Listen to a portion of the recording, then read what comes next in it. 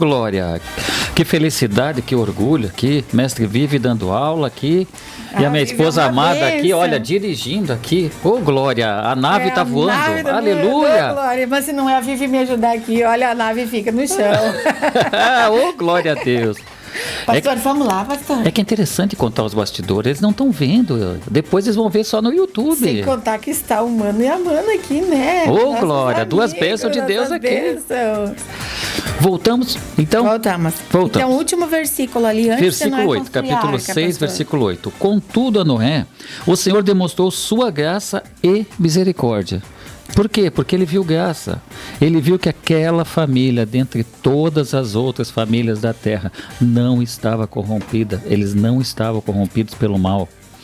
Então, versículo 9. Eis a história de Noé. Noé era um homem justo, íntegro, entre todos os seus contemporâneos e andava com Deus. Aí tem uma aplicação prática, pastor. Aí tem uma aplicação prática que a gente coloca na vida.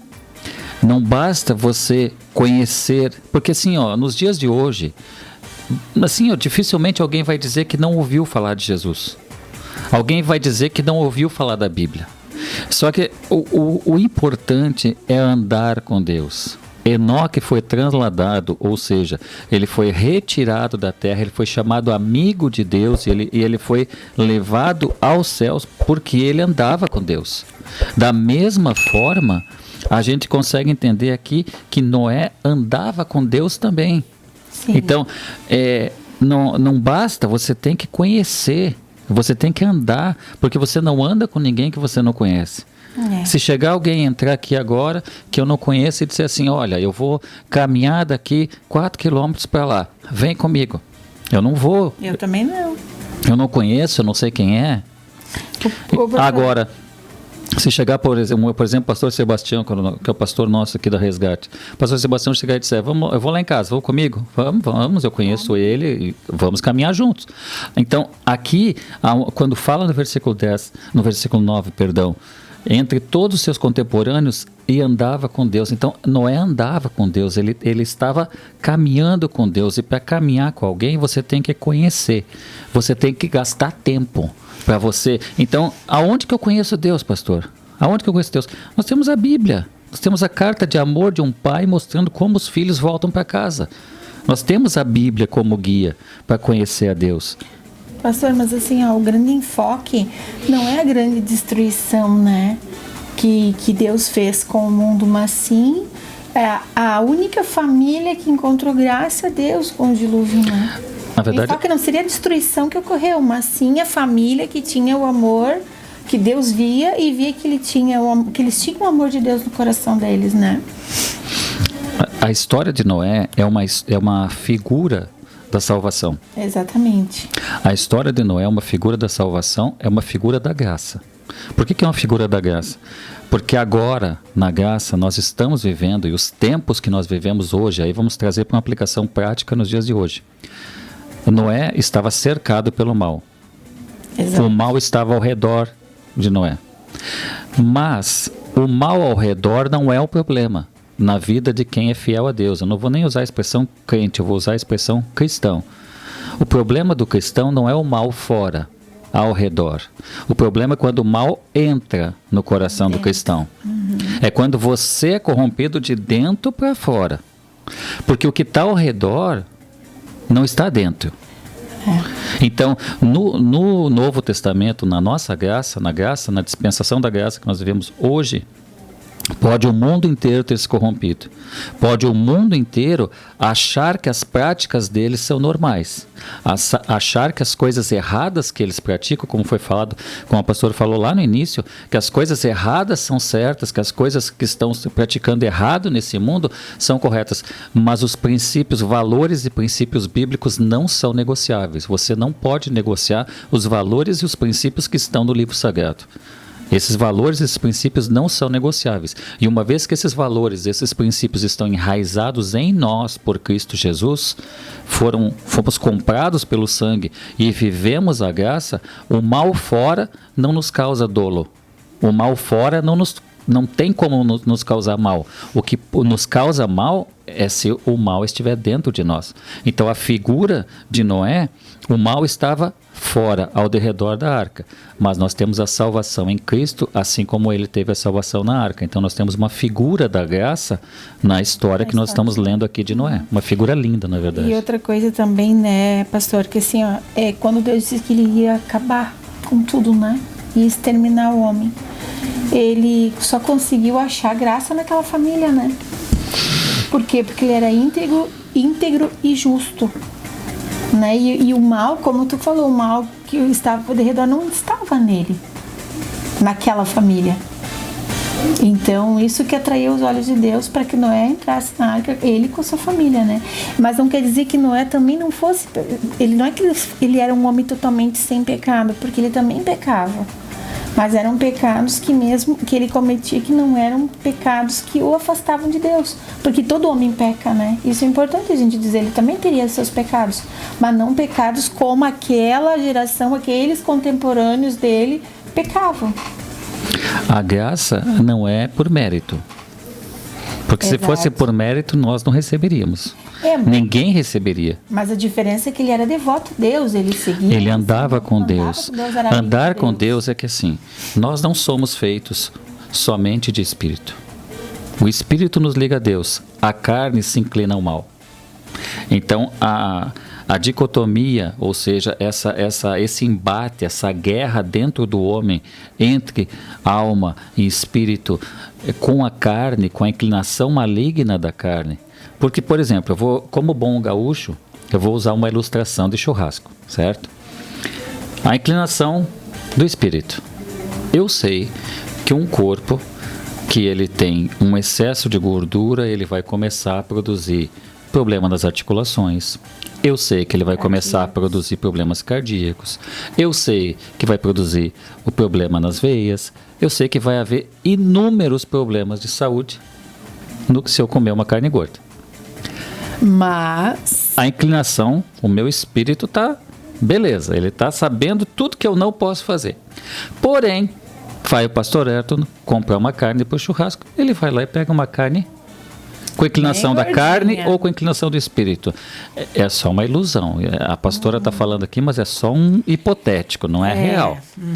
Mas aí eu vou lá e compro uma carne gorda, uma costela bem gordinha, daquela bem gordinha que alimenta bem o fogo. Eu vou estar fazendo o quê? Eu vou estar cedendo a minha inclinação da carne e comprando a carne gorda, ou eu vou ficar no espírito e vou comprar uma carne mais magra? Eu sei que, mas isso é uma ilustração um pouquinho chula, pastor. Não, é ilustrativo, bem simples, para quem conhece a palavra, quem é douto na palavra não precisa de uma ilustração dessas. Mas quem tem pouco conhecimento da palavra, ou que precisa de uma ilustração concreta, como a gente faz, como professor, a gente vai ensinar através do concreto, eu estou ensinando através do concreto. A inclinação do espírito é fazer o que é certo, o que é correto, aquilo que me faz bem, aquilo que me convém para salvação da alma. E a carne tem inclinação para destruição. E assim, por que Deus quis acabar com todos, né? Com toda aquela geração? Porque eles eram opressores e violentos, né? Eles eram pessoas violentas. Já Noé não tinha essa inclinação. Ele era justo, ele era dócil, ele não tinha a violência e as opressões que os outros tinham. Ele não foi contaminado pela sociedade da época. Da sociedade da época. É que assim, é como o pessoal diz assim, a sociedade hoje está terrível. Mas não quer dizer que, assim, quem estuda a história secular, quem gosta de história, enfim, não importa, não precisa ser alguém que estudou numa universidade de história. Alguém que gosta de história, que gosta de pegar livros de história, gosta de ler, vai ver que a história acaba sendo cíclica. Existem ciclos de repetição na história. Por quê? Porque erros que foram cometidos por uma geração, a próxima geração nega. Não, aquilo que aconteceu de errado eu não quero acontecer agora. Passa uma geração, passa outra geração, uma próxima geração que vem, ela já esqueceu aqueles erros do passado e acaba cometendo os mesmos erros novamente. Isso é cíclico do ser humano pela malignidade, pela forma perversa como o ser humano faz. Aqueles que atacam quem está no poder, acabam, quando sobem ao poder, praticando as mesmas coisas que os anteriores. Exatamente. Ou no máximo, numa próxima geração já está praticando. Então isso é cíclico. Só que para um cristão, ele não pode se contaminar pela sociedade, ele tem que viver pela palavra. Exato. Respeitar as autoridades constituídas, boas ou más, porque é bíblico que assim se faça. Respeitar as regras da sociedade, mas não permitir que isso interfira nos valores morais que a palavra de Deus traz, nos valores divinos que estão imbuídos em nós pela palavra. Tudo que vem da sociedade vem para nos destruir. Nós vivemos na sociedade. Nós estamos para ser sal da terra e luz do mundo, para fazermos a diferença. Mas a diferença para o reino de Deus. Para que as pessoas olhem para um cristão como uma luz no meio das trevas. Por mais que a sociedade esteja em trevas, esteja na escuridão, na ignorância que o maligno levou, na ignorância de Deus, pela cegueira que as trevas fazem, que nós possamos levar luz a essa sociedade, que nós possamos trazer a essa sociedade alguém que enxerga a luz e ele quer a luz, que ele possa vir até nós, que ele possa vir até todo cristão e receber aquela luz de Cristo, que resplandece no coração de quem realmente é fiel. Mas naquela situação ali, eles eram opressores e violentos, né? E o que diferenciava o Noé deles? Simplesmente Noé meditava e orava continuamente. Então isso fazia diferença. Então quer dizer que todos aqueles que buscam e que oram e estão sempre na presença de Deus, os olhos do Senhor estão fixados sobre essas pessoas. Era com Noé e é assim hoje conosco. Se nós fizemos o bem, oramos, buscamos, Amém. meditamos na palavra do Senhor, estamos sempre buscando, nós precisamos ver que tanto lá no início da criação, quanto lá no início, né, da terra, como agora, se nós ficarmos com os olhos fixados no Senhor, Ele ficará com os olhos fixados em nós. E através do quê? Através da oração, da meditação e da busca constante pela presença de Deus em nossas vidas. Amém? Amém. Então vamos lá, pastor. Indo adiante aqui no capítulo 6, versículo 10. Noé gerou 3 filhos, Sem, Cã e Jafé. A terra se perverteu diante de Deus e encheu-se de violência, que é o que nós estamos falando aqui. É que a gente não estava fazendo a leitura, mas já estava fazendo o comentário. Sim. Então eu vou fazer a leitura direto aqui de um bom trecho em que a gente estava já comentando ela, ótimo, contextualizando. Porque a gente colocou já a carroça na frente. É tão gostoso a gente falar da palavra, a gente assim, ficar assim, conversando, às vezes até, a gente comentava em casa, né? Parece até que a gente está fazendo um podcast. A gente começa a conversar, começa a falar e aí, mas não é intencional. É pelo prazer da gente dialogar sobre as escrituras. O prazer de estar na presença. E tem coisa melhor do que falar de Deus? Tem coisa melhor que ficar na presença de Deus e aprender desse amor grandioso? Vamos deixar uma sugestão? Fazerem uma reunião nas suas casas, uma reunião de oração lá, uma janta, né? Porque a gente não tem como a gente aprender da palavra de Deus de estômago vazio, né? Daí a gente fazer, crente né? Come, né? E não esqueça de mandar o convite também pelo WhatsApp, que a gente vai, tá? E aí a gente fica falando da palavra e comendo um churrasquinho, uma costelinha na mão, bem magrinha, e depois a gente vai conversando. Vamos lá. Então vamos lá, versículo 12. Deus observou a terra e viu a que ponto de perversão havia chegado toda a humanidade com suas práticas malignas. Então declarou Deus a Noé: Eis que darei fim a todos os seres humanos, porquanto a terra encheu-se de violência por causa deles. Eu os destruirei juntamente com a terra. Faze uma arca de madeira resinosa, tu a farás de caniços e a calafetarás com betume por dentro e por fora. Exatamente deste modo a farás. Para o comprimento da arca, 300 côvados. Para a sua largura, 50 côvados. Para a sua altura, 30 côvados. O côvado, comumente, existem côvados diferentes. O próprio côvado, os hebreus tinham uma medida. Sim. O Império Romano tinha outra, mas comumente os teólogos hoje em dia colocam na faixa de uns 45 centímetros o côvado. Esse côvado aqui. Sim, o da construção da arca, né? Versículo 16. Farás um teto para a arca e o rematarás um côvado mais alto. Farás a entrada da arca pelo lado e farás um primeiro, um segundo e um terceiro andar. da minha parte mandarei o dilúvio.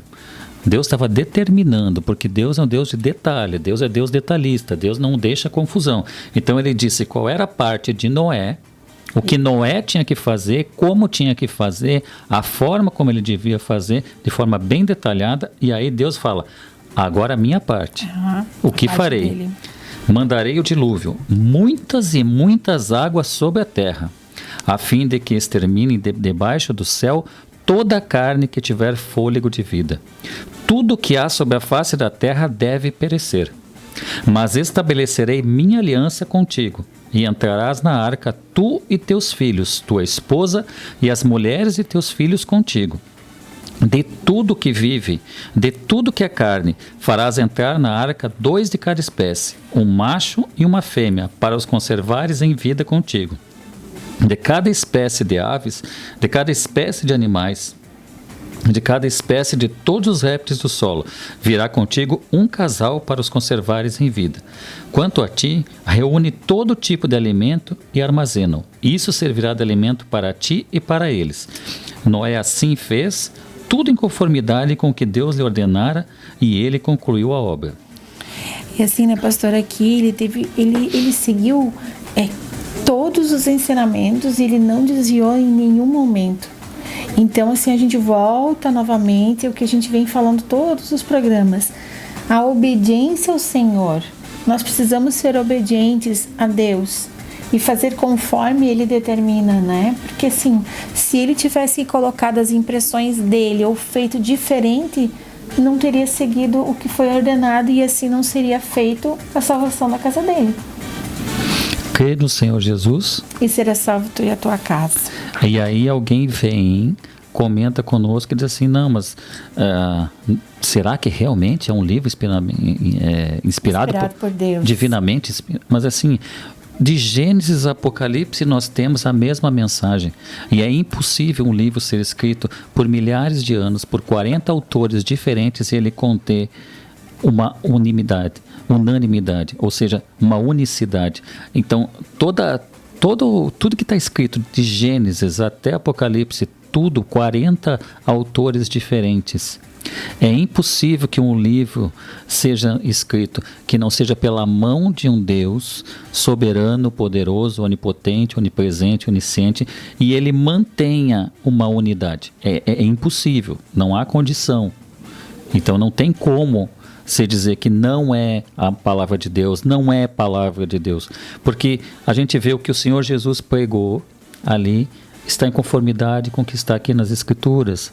Ele pregou as Escrituras sagradas, ele pregou o Torá, ele pregou todo o Velho Testamento foi pregado por ele. Sim. Ele não veio para abolir, mas para cumprir. Então o que foi falado agora é exatamente o que foi falado pelo pastor agora sobre o Velho Testamento. É o que Jesus pregou lá no Novo. Sim. A unicidade é linda, a unicidade da palavra de Deus, a unicidade de você começar em Gênesis e você ver que os evangelhos estão na conformidade. Na realidade é início, meio e fim, e não tem retoques, né? É lindo. A gente sabe como iniciou, qual é o meio e qual é o fim, e não existe retoque. E é assim que vai ser, desde Gênesis e Apocalipse o Senhor diz, se servires, se fores obediente e servires a Cristo, e tiver Ele como Senhor e Salvador, nós teremos a vitória na Nova Jerusalém. E aqui não deixa de ser uma figura a arca, por quê? Porque a arca levou a salvação para aquela família. E se a gente quer ter salvação, né, e viver a Nova Jerusalém, a gente também tem que ser obediente como Noé foi obediente. Nada disso teria acontecido a ele se ele não tivesse obedecido conforme o Senhor determinou. Eu me pergunto assim, como ele recebeu isso do Senhor? Porque pensa, construir uma arca com essa imensidão, 3 andares, sem ele ter o conhecimento, ele não era engenheiro naval, né? E tu falou agora há pouco tempo, imagina o cuidado e a atenção que ele teve que ter para fazer a arca. E até... Em cada compartimento, quais os animais que iam para um compartimento, quais iam... Mas à frente a gente vai ver que Deus dá outra ordem para ele também, né? E só para encerrar, não posso deixar de falar que assim, ó, essa palavra que foi traduzida no português por arca, Ela só foi utilizada na palavra de Deus num outro lugar. Sim. Qual foi o outro lugar, pastora? Na Arca do Senhor. Né? Não. Qual? Ele foi utilizado uma... Agora tu me pegou. Agora eu peguei. Agora foi minha vez.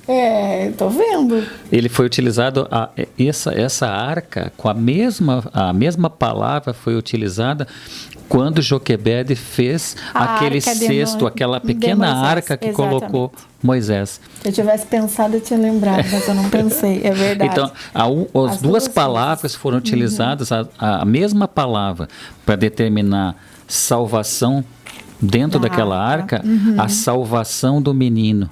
O menino que traria a salvação, né, que recebeu o nome de Moisés, porque das águas foi retirado, mas havia uma figura ali. Porque a mesma palavra que se a gente vê a arca aqui, mas pastor, em português lá na frente fala que o menino estava num cesto. Só que não era qualquer cesto.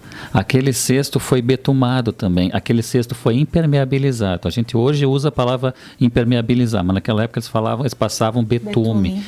E aquele cestinho que Moisés foi e que Joquebede lá, aliás, a irmã dele, a Miriam, empurrou aquele cestinho lá, e que ele acabou sendo encontrado pela filha do faraó, é a mesma palavra.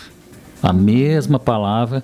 Então, a salvação, ela é propiciada por Deus. Deus coloca num recipiente especial essa salvação. Deus cuida nos detalhes. Deus cuidou de toda aquela família para que não houvesse. E o Rio Nilo... eu não vou começar. Eu não vou falar agora. Mas o Rio Nilo também é cercado de crocodilos. E crocodilos com 5 metros, com 6 metros, e aquele cestinho boiando ali, ele seria apetitoso para aqueles crocodilos. Então Deus, não importa se o mal está ao redor, ele não vai te causar mal nenhum, porque Deus tem um recipiente especial. Deus tem algo que te blinda do mal. E para nós, no Novo Testamento, se chama Espírito Santo de Deus. Graças a Deus, glória a Deus por isso. Meu pastor, eu não posso deixar de falar aqui que a nossa amiga Soraya está nos escutando. Glória, Deus abençoe. Eu até quero ler o que ela colocou assim, olha... Vocês falam de uma maneira tão amena que até a morte parece boa. Afinal, é mesmo a volta para casa. E é verdade, quando a gente morre, a gente volta para o Senhor, volta para os braços do Pai. E a gente não tem essa convicção, assim, porque a gente tem medo da morte, né? Ninguém quer perder os seus queridos. Mas é uma realidade que a gente está voltando para os braços do Pai. E daí, minha amiga, que bom que você está nos escutando. Deus abençoe a família feliz, também. Tá? E abençoe a família de todos os nossos ouvintes abençoados. Amém. Pastor, já está quase chegando a nossa hora. Quase. Jesus amado, já passou. Mais alguns minutinhos. Encerrou, pastor? Ou ainda falta alguma leitura? Acabou o 6, né? Encerramos no 6 para começarmos do 7. A gente está começando agora sem essas no meio. Está conseguindo chegar ao final de capítulo. Glória a Deus por isso. Deus está dando direcionamento, está abençoando para a gente conseguir chegar, né? Aí fica para a semana que vem o capítulo 7, aonde a gente vai ver Deus derramar o juízo dele sobre a terra. Glória, porque o pessoal se concentra muito no Deus de amor. Mas Deus é amor e é justiça. E a justiça de Deus, assim, ao contrário. Outro jargão, né? Vamos desmistificar esse monte de jargão evangélico aí que vai passando de geração em geração, mas a gente tem que ver se ele é bíblico, né? Eu ouvia muito falar assim, Deus tarda, mas não falha, né? Deus nunca tarda. Mas assim, na ótica bíblica, Deus não tarda. Deus não atrasa e Deus não adianta. Deus é perfeito. E aonde há a perfeição de Deus, Deus não tarda. Deus chega no tempo dele, no tempo kairos, no tempo perfeito, na esfera aonde ele tem que chegar mesmo. Ele não chega nem mais e nem menos. Deus não tarda. Deus chega no tempo certo. Deus chega com a providência. E quando, assim, eu sou professor, eu sei que no dia da prova, o professor não ensina. No dia da prova, quem tem que resolver é o aluno. E quando Deus nos coloca uma prova e a gente roda, ciclicamente ele vai fazer outra prova. Então, e por que eu não saio esse looping, sempre a mesma luta, Ô santo, Aprenda o que o Senhor está querendo te ensinar. Se você aprender...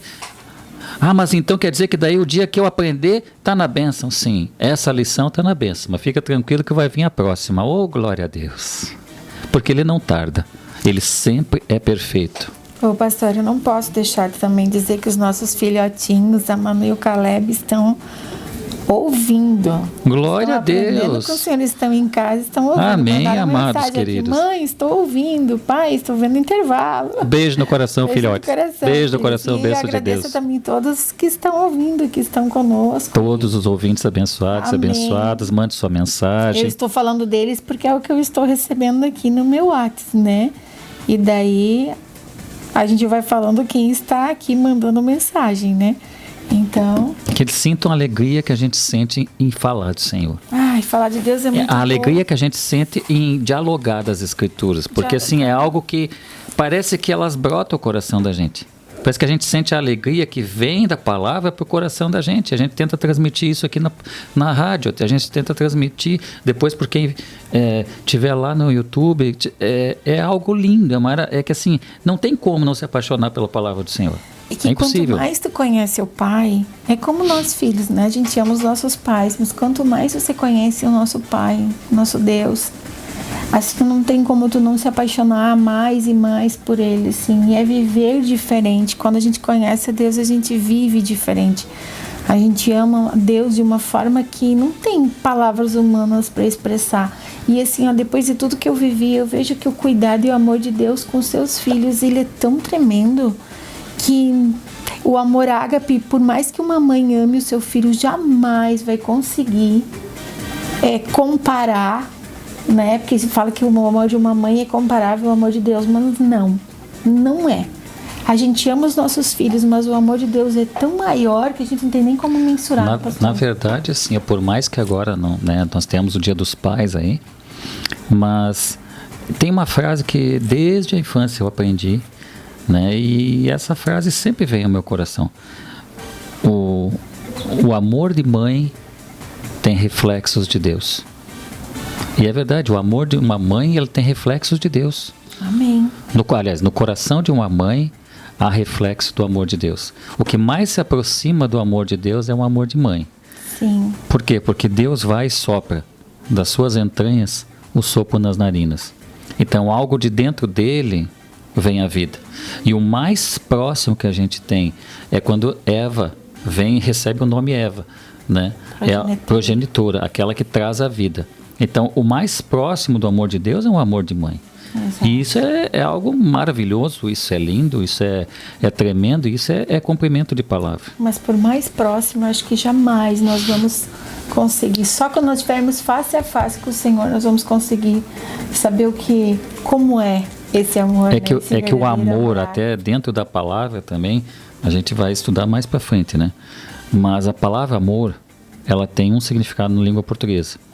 O que mais, agora, dentro da palavra aqui, a gente vai ver em hebraico, vai ver em grego também, tem a palavra em grego ágape. Ágape é um amor específico de Deus que não pode existir na humanidade. É um amor incondicional. E esse amor incondicional é o que fez com que Deus fizesse essa arca. É o que fez que o amor não fizesse com que eles terminassem Adão e Eva. É o amor que fez com que ele não fulminasse Caim. E mesmo Caim errando, não reconhecendo o erro, ele ainda clama a Deus e Deus concede para ele: não, eu vou te conceder uma marca para que ninguém te mate. Então, mesmo um pecador clamando a Deus, o amor incondicional dele concede ao pecador, como concedeu a Caim. Então, mesmo dessas formas assim, a gente vê que há uma incondicionalidade no amor de Deus. Exatamente. Porém, Deus ama o pecador, mas Deus abomina o pecado. Então, a consequência do pecado você leva. Deus te ama, mas a consequência você leva. Exatamente. Como o filho pródigo, pode voltar para casa, mas o teu pecado fez com que você passasse a comer comida de porcos. Ou seja, você decidiu se afastar de Deus, você sabe que vai peregrinar por um lugar ruim. Agora, quando você voltar, Deus está de portas abertas para te receber. Mas você tem que voltar com o coração contrito, arrependido, e que você tenha tanta abominação do pecado que você praticava, quanto Deus. Amém. Para que Ele te receba novamente em casa. Amém. Eu já entrei. Vamos orar. Vai encerrar nosso programa? Vamos orar. Amado Deus, eterno Pai, no nome santo, sagrado de Jesus, te pedimos, ó Deus, que abençoe cada lar, cada família que está ouvindo aqui, Senhor. Abençoa-nos aqui na rádio, Senhor. Que as tuas mãos estejam, Senhor, sobre cada um, abençoando, ungindo e operando, Senhor. Em nome de Jesus, que seja feita a tua vontade em cada lar, cada vida, Pai. E nós te damos graças e muitas graças, porque derramaste sobre nós o teu Espírito Santo aqui, Pai. Estamos reunidos no teu nome, proclamando o teu evangelho e a tua graça, Pai. Proclamando as boas novas da salvação a todos que estão nos ouvindo. E te pedimos que fique conosco, Pai. Abençoa-nos e não afasta de nós o teu Espírito, mas se aproxima de nós, pois nós te amamos. Assim cremos e te agradecemos. Em nome de Jesus. Amém. Beijo no coração, amém. Amados. Glória a Deus. Aleluia. Um abraço. Até semana que vem. Com a graça do Senhor. Fiquem todos com Deus. Beijo no coração.